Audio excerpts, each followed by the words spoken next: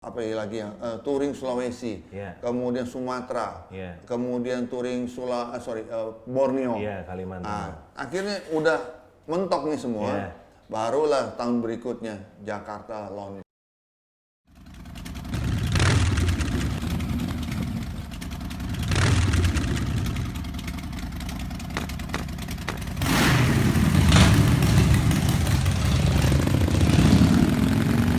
Let's talk and play in Discoverite Room.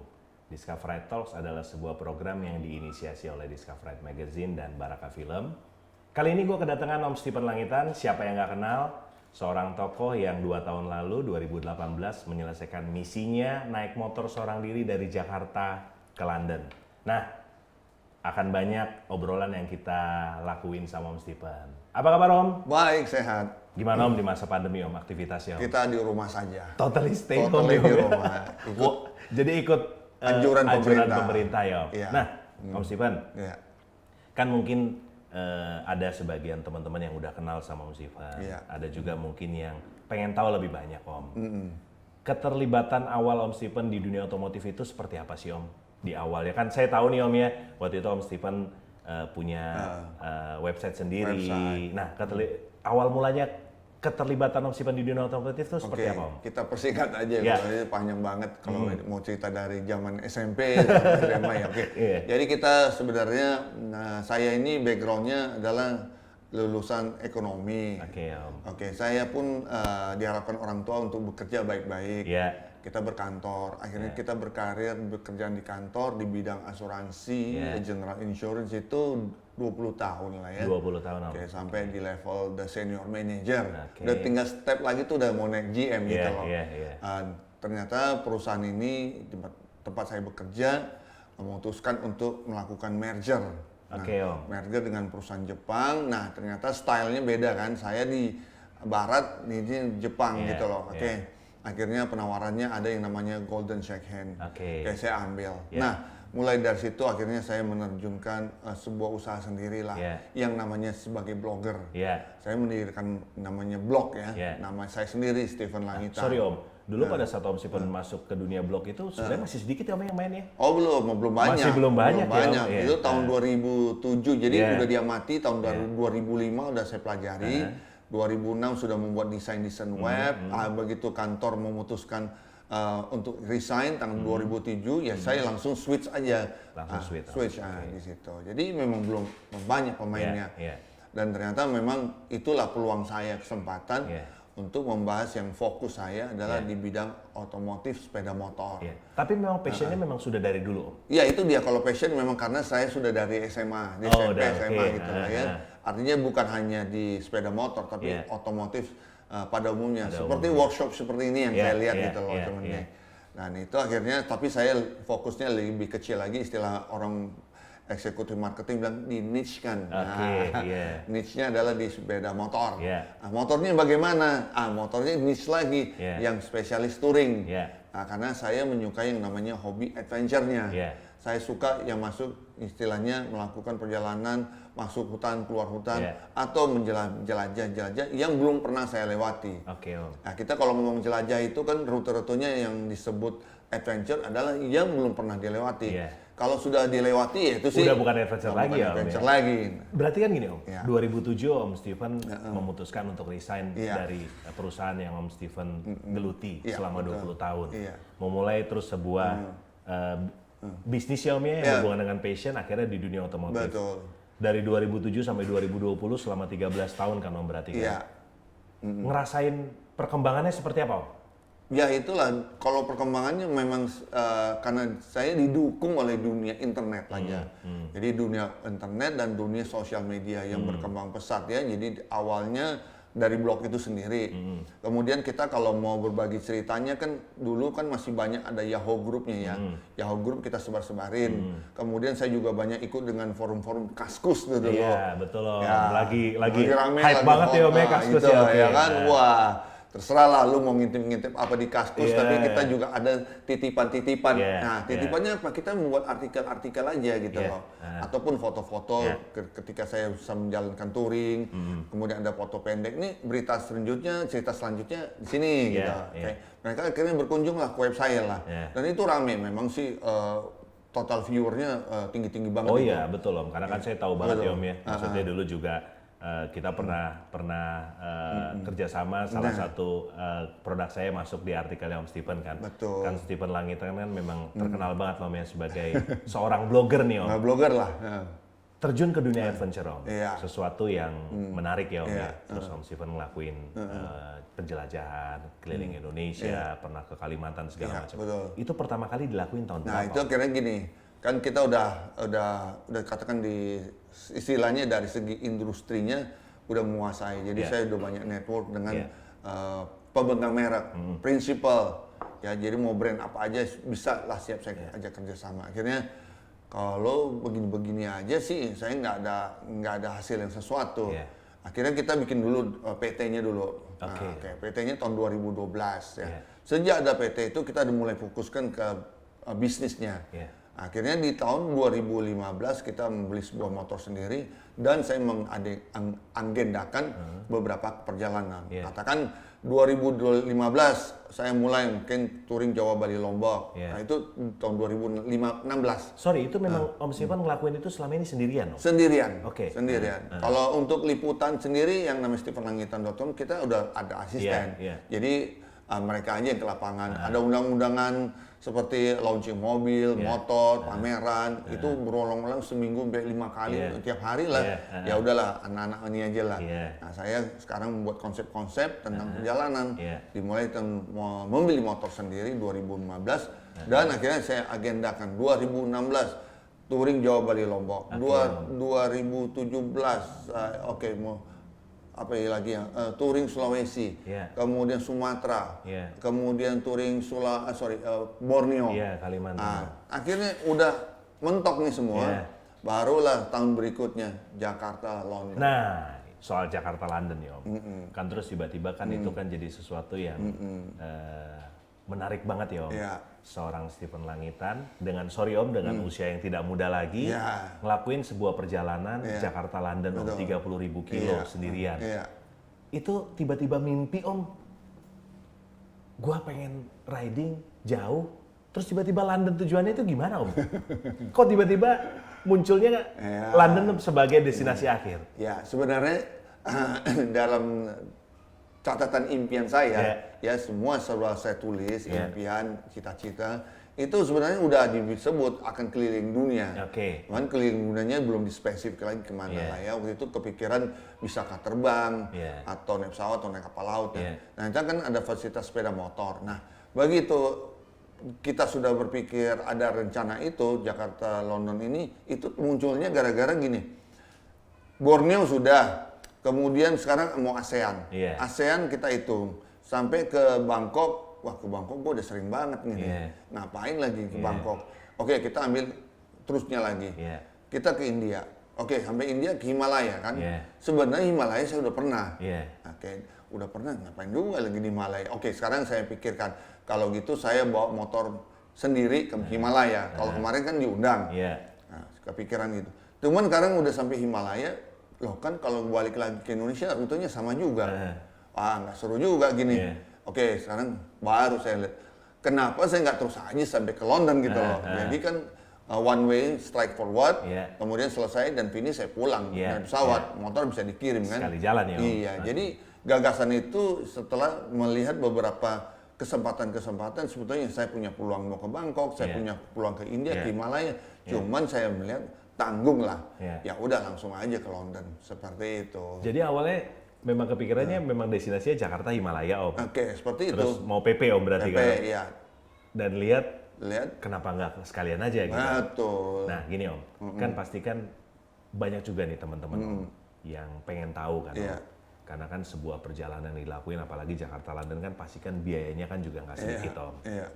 Terus mengenai rules-nya pada saat kita bawa motor, boleh ceritain nggak sih Om? Jadi biar ada informasi buat teman-teman, oh ya pada saat gue mau ngelakuin perjalanan, ini yang harus gue siapin, ini yang harus gue mulai pikirin. Ya, itu gimana sih Om? Oke, begini, jadi bagi siapapun punya kesempatan yang sama, semua orang bisa. Oke, prinsipnya saya cuma bilang, kalau saya berpikir bisa, pasti kalian juga bisa. Saya apalah gitu, ya kan? Mau bilang punya otot, nggak ada otot juga ya. Oke, kita harus berpikir smart aja gitu ya teman-teman semua buat yang mendengarkan video ini, bahwa kalau dari saat teman-teman berpikir bisa dan berpikir yakin, pasti bisa. Nah sekarang kan semua kan terpikir ada kendala-kendala kan. Nah kendala itu yang namanya, itulah perjalanannya yang harus dihadapi. Dan hadapi satu-satu memang. Nah karena itu kalau punya rencana seperti saya Jakarta London, saya udah siapin Jakarta London waktu itu perjalanan hanya 5 bulan. Oke, saya mau finishnya kapan? Saya ambil tentukan 17 Agustus, mau upacara bendera. Karena apa? Saya mau membawa nama bangsa. Istilahnya ada kebanggaan kalau saya finish, saya juga bisa bersama dengan teman-teman di KBRI, saudara-saudara kita yang ada di luar ya, merayakan upacara bendera sambil ada nih motor langsung merah putih gitu kan. Jadi momennya adalah 17 Agustus, pas betul memang itu Agustus kan summer di Eropa. Nah jadi kita pertimbangannya, kalau memang summer, kalau gitu kita mundurin lagi. Kita sekarang di perjalanan dapat musim apa? Lah begitu udah diurutin ke Jakarta, ternyata kan kita Indonesia kan cuma ada musim panas doang kan, nggak ada musim salju, musim dingin ya. Kemudian mundur lagi di Eropa, kalau itu sekitar bulan Juni, summer juga. Oke, mundur lagi nanti di Turki atau Iran, ya itu kan sekitar masih peralihan antar musim semi ke musim summer. Dan juga mereka nggak terlalu peduli dengan musim dingin gitu loh. Ya, selebihnya kan Asia. Jadi ya udah dihitung perjalanan itu sehingga saya bisa start dari bulan Maret. Nah, kalau di bulan Maret mau start, persiapan saya harus kapan ini? Mundur lagi. Jadi track back lagi. Harus saya siapkan waktu itu cetusnya di Agustus 2017.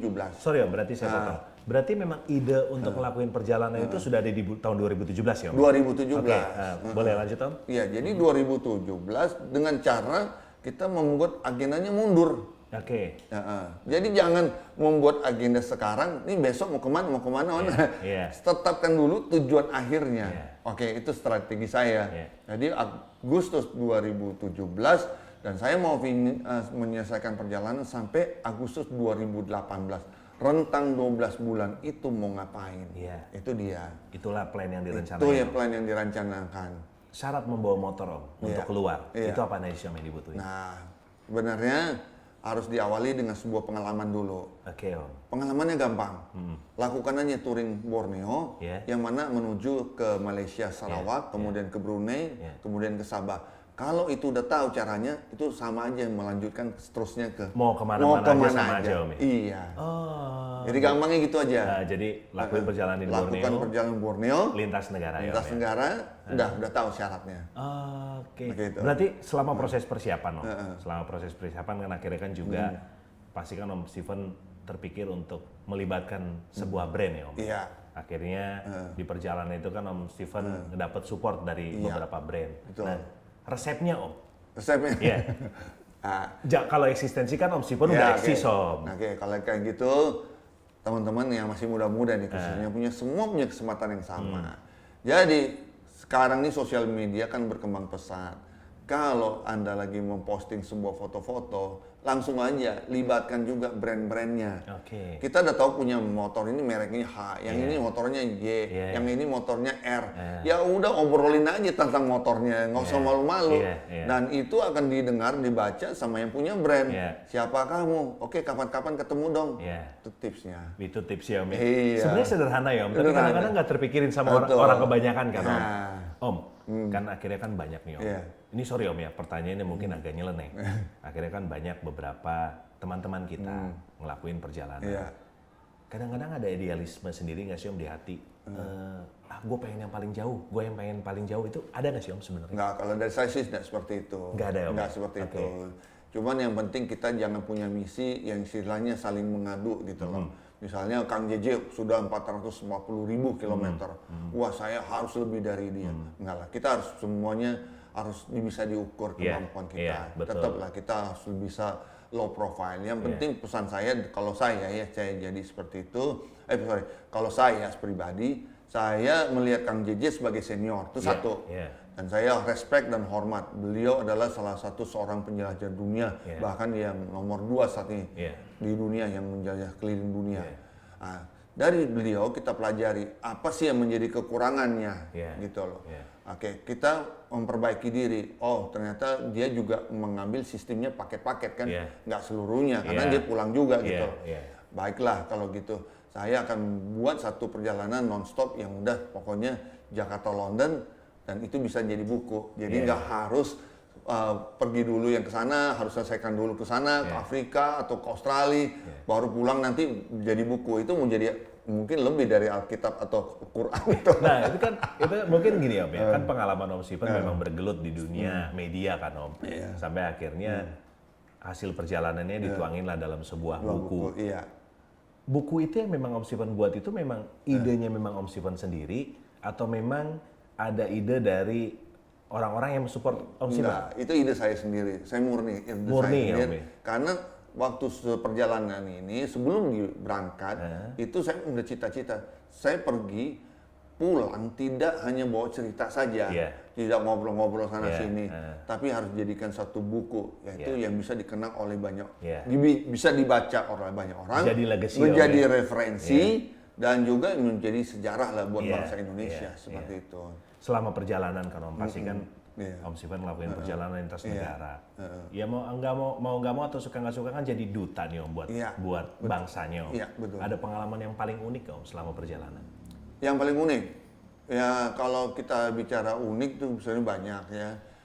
Karena di perjalanan itu sebenarnya ada banyak kendala-kendala yang sebenarnya kita secara awam, waduh, karena apa? Yang mau kita lewati itu belum pernah lewat gitu. Beda kalau kita Jakarta Bali, kita ke Bali udah pernah naik pesawat, tapi di perjalanan itu ya udah, ini kan Indonesia gitu kan. Kalau ada apa-apa bisa telepon telepon gitu kan. Apalagi di pinggir jalan banyak warung, banyak bengkel. Ya ini lain. Kalau kita ada keluar negeri, benar-benar pertaruhannya kepada diri kita sendiri, keberhasilannya kepada diri sendiri. Nah akhirnya bagaimanapun juga kita harus banyak berserah kepada Yang Maha Kuasa. Nah apa yang kita hadapi itu tantangan banyak, ya, ketakutan, kebosanan. Kemudian kejenuhan, kemudian ya bahasa, saya bisa bahasa Inggris, dia nggak bisa bahasa Inggris. Jadi tapi kita semua bisa kita atasi akhirnya. Jadi sekali lagi semua masalah bisa dilewati asal kita memang fokusnya bahwa kita akan menuju ke impian tadi. Berarti memang yang terberat menyiapkan mentalnya ya Om? Menyiapkan mental. Yang paling berat ya Om, yaitu tadi Om Stephen bilang ada kebosanan, ada rasa takut ya Om ya? Betul. Berarti total perjalanan betul-betul terlaksana 5 bulan ya Om? Dari 145 hari, kalau genap 150 kan 5 bulan. Gitu. Nah Om, ini out of the box Om. Cara Om Stephen menjaga eksistensi seorang Stephen Langitan itu seperti apa Om?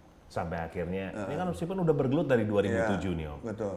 Kita tahu lah, banyak mungkin teman-teman atau mungkin yang kita kenal, hype sebentar turun Om. Hype sebentar hilang. Tapi sementara kan sosok Stephen Langitan ini kan eksistensinya jalan terus nih Om. Tipsnya Om, ngejaga eksistensi akhirnya jadi seorang Stephen Langitan seperti yang sekarang Om. Tipsnya semua adalah fokus gitu loh ya. Kita harus fokus bahwa kita itu tentukan impian dan cita-cita kita tadi. Kembali itu aja saja. Kalau Anda mau menjadikan sebuah buku hasil karya Anda, itu yang harus dipertahankan, ada gimana sampai di sana. Sampai di sana akhirnya kita harus melalui prosesnya satu persatu. Nah, satu persatu ini misalnya gini, saya harus touring dulu Jawa, Bali, Lombok. Nah, di situ kalau Jawa, Bali, Lombok, apakah saya harus sendirian atau harus saya ngajak perusahaan? Lebih baik kan ngajak perusahaan kalau memang ada yang mau kan. Oke, dapatlah sponsor A. Kemudian ke touring ke Sabang, saya jalanin lagi. Nah, semua perjalanan itu bukan lagi hanya bicara mengajak sponsor, tapi juga mengajak pertemanan setiap klub dan komunitas, setiap anak motor di daerah. Itu sekali juga saya berkunjung untuk bertemu gitu loh. Nah, jadi pertemanan yang benar dan baik adalah kita menjaga hubungan melalui sosial media. Di sosial media itu kalau baik, kalau boleh kita nggak usah curhat-curhat dan bicara soal negatif. Kita harus bicara soal yang positif, yang membangun semangat. Jadi itu pesan saya. Kalau kita udah mulai agak rasa nggak enak, kemudian curhat, nyinyir di sosmed, ya begitu Anda naik motor tiba ke Sumatera Barat, nah ini kawan kita yang nyinyir kemarin nih, enggak deh, nggak sambut lah, ditolak malah. Jadi sebaiknya jaga hubungan yang baik dengan pertemanan itu di sosial media dengan cara memberikan pesan-pesan yang positif. Itu salah satu akhirnya ngejaga Om Sipan bisa eksis sampai sekarang betul, ya Om. Itu cara saya. Ada mimpi lagi nggak Om ke depan? Setelah Jakarta London sukses Om. Jakarta London praktis sukses, Om Sipan selamat selama perjalanan, balik ke Indonesia. Ada mimpi lagi nggak Om? Mimpi saya berikutnya, oke. Jadi untuk dunia permotoran, touring, saya merasa sudah cukup. Ya, cukup karena saya sudah punya pengalaman. Karena ada yang banyak juga tanya, Om Steven kenapa nggak ke Afrika, kenapa nggak ke Amerika, seperti ini, seperti itu. Buat saya, untuk perjalanan ke luar negeri, saya sudah tahu caranya. Saya sudah menghasilkan semua buku. Sekarang giliran teman-teman saja. Ini buku ini bisa dipakai, silahkan.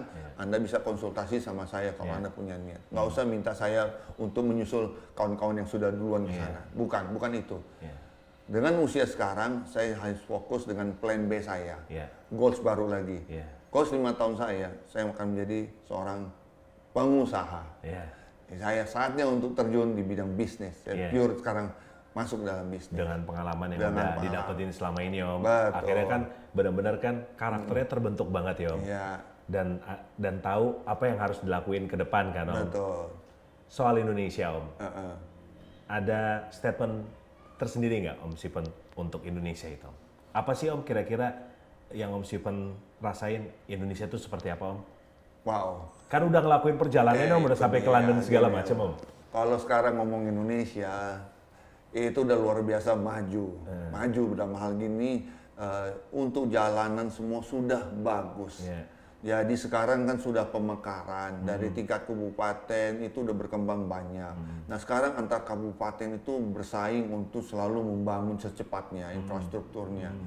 Sehingga yang dulu jalannya terkesannya jelek, amburadul, tuh sekarang udah mulus semua. Udah enak. Udah enak, jadi sekarang udah maju. Iya.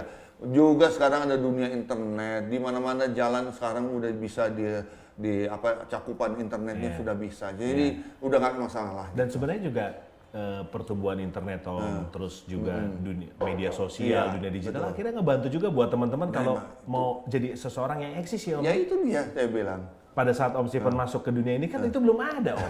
Instagram belum ada. Gitu kan. Iya. Nah terus Om Sipan, tadi kan Om Sipan sempat bilang fokus saya, goal saya adalah menjadi pebisnis. Tetap berhubungan dengan dunia otomotif Om? Masih berhubungan? Masih. Cuman saya fokus untuk melakukan pekerjaan bisnis lah gitu. Dan dengan kegemaran Om Sipan, adventure gitu? Iya, adventure. Jadi ada dua hal ya. Sekarang kalau diajak lagi sama teman-teman atau ada undangan dari prinsipal pemegang merek, ya udah saya sekarang di belakang layar sebagai EO, event organizer. Saya arrange. Berarti saya kan sebagai pemegang proyek kan, itu bisnis satu. Nah, bisnis yang kedua kita juga perlu produk yang bisa kita jual, yang kita bisa menjadi manfaat buat banyak orang lah. Buat banyak orang ya. Iya, seperti itu. Support keluarga seperti apa Om? Atau ya menyangkut ya Om ya perjalanan Om Jakarta London kemarin, support keluarga atau mungkin ngerasain tiba-tiba keluarga bilang, aduh jangan deh, ngapain sih sendirian Jakarta London gitu kan Om? Yang Om Sipan rasain Om? Iya, itu memang pernah terjadi bagi istri saya yang sebenarnya reluctant, istilahnya segan lah untuk melepas saya keberangkatan Jakarta London ini. Tapi begitu dia tahu misi dan visi dan misi yang sebenarnya, bahwa saya bermaksud ke London bukan untuk kesenangan pribadi, bukan untuk pencapaian. Oh saya bisa, bukan saya. Saya hanya mengatakan bahwa saya punya misi adalah membawa nama bangsa, kibarkan merah putih. Oleh karena itu motor di clear atau dikasih stiker merah putih. Dan dinamain juga merah putih ya? Namain merah putih dan ini misi bangsa nasional, bangsa Indonesia. Sehingga atas nama bangsa Indonesia saya melakukan perjuangan. Nah perjuangan inilah yang dilihat oleh masyarakat Indonesia pada umumnya semua. Jadi akhirnya istri juga, berarti kamu bawa nama bangsa, kamu adalah pejuang. Ya itu dia saya bilang. Saya adalah pejuang bangsa. Yang saya bilang, saya nggak bisa memberikan apa-apa buat negara saya. Apa sih gitu loh. Saya bukan pejabat politik, saya bukan seorang dokter ahli, tapi saya seorang yang bisa naik motor, peturing, tapi bisa bawa nama bangsa. Ya, dan itu dilakuin dia balik lagi Om ya. Sebenarnya di usia yang sudah tidak muda lagi. Betul sekali.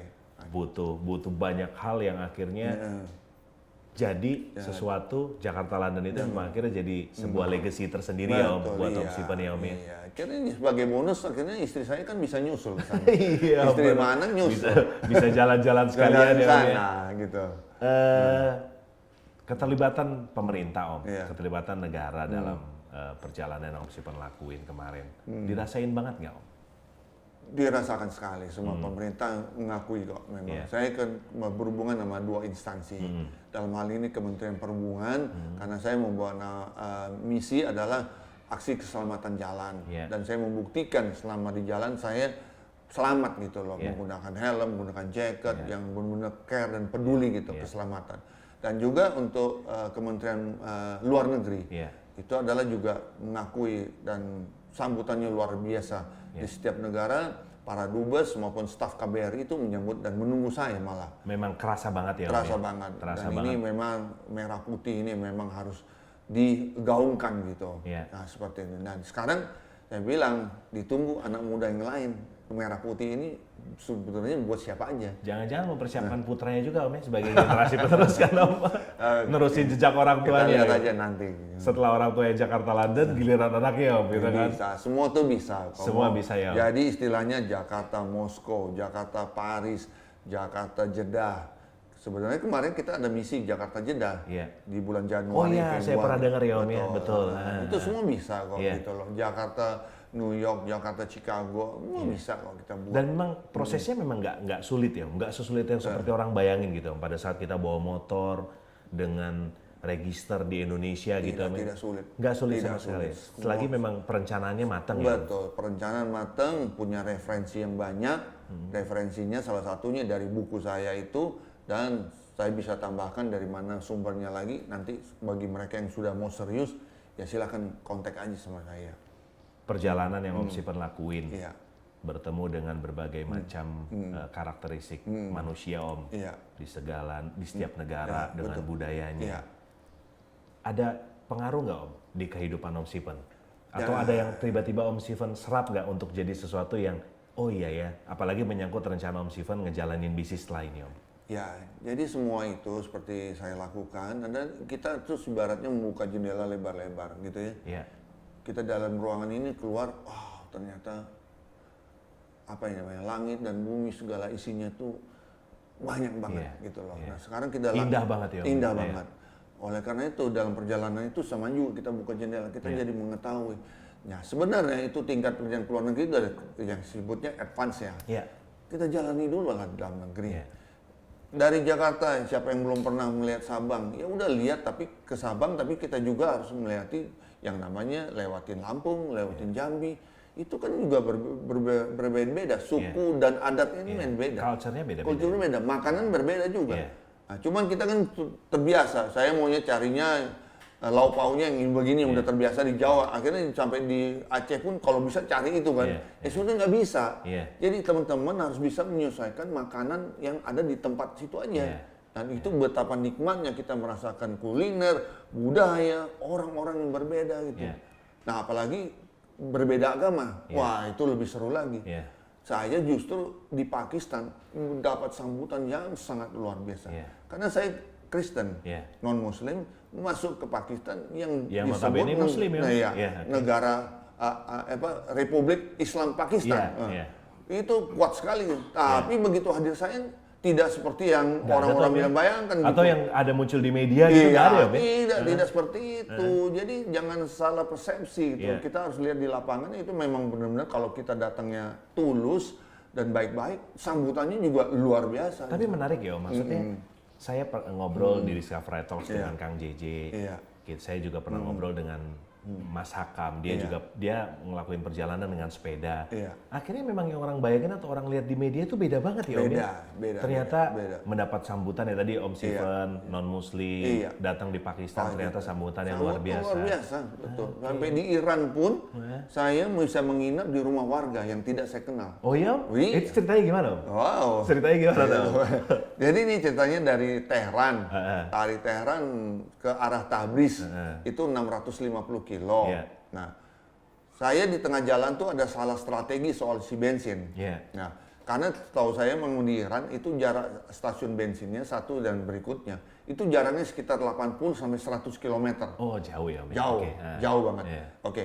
Jadi ada yang dimana saya seharusnya mengisi, walaupun masih setengah nih, saya tunda dulu. Yeah. Begitu saya tunda, ternyata saya tidak menemukan lagi pompa bensin. Yeah. Nah, kan saya belum tahu ke depan ini pompa bensinnya berapa kilo. Apalagi di jalan itu nggak ada orang. Mau tanya kemana? Jadi tinggal jalan aja. Nggak kenal juga ya. Ini arahnya kemana? Arahnya memang benar. Cuma yang pompa bensinnya sejauh apa? Nah, singkat cerita saya memperlambat motor. Jadi memperlambat kan sana jalan sebelah kanan kan. Kita bahu jalan di sebelah kanan. Kita memperlambat. Tiba-tiba ada sebuah mobil pick up nih. Saya pikir mobil pick up ini melambat, oke. Kalau motor ini sampai mogok, habis bensin, dia ada nih, saya perlu dia nih. Nah, akhirnya dia buka jendela, dia menawarkan gelas ini, termos, begini. Darinya, saya ngangguk, iya. Akhirnya saya berhenti, dia berhenti juga. Nah, yang saya harapkan adalah motor mogok, saya akan bisa diangkut mobil pick up, itu aja. Oke. Di situ terkendala masalah bahasa. Nah, akhirnya saya cuma bilang ini bensin ya guys, ini empty gitu ya. Oke, saya bilang follow me, ikut aja. Nah, ikut, kita ikutin. Tadi udah ngomongnya, udah minum dulu ya. Kita minumnya namanya Tai Chi. Dia keluarin termos, dia kasih teh, tehnya Tai Chi, minum dulu sejenak, bla bla bla.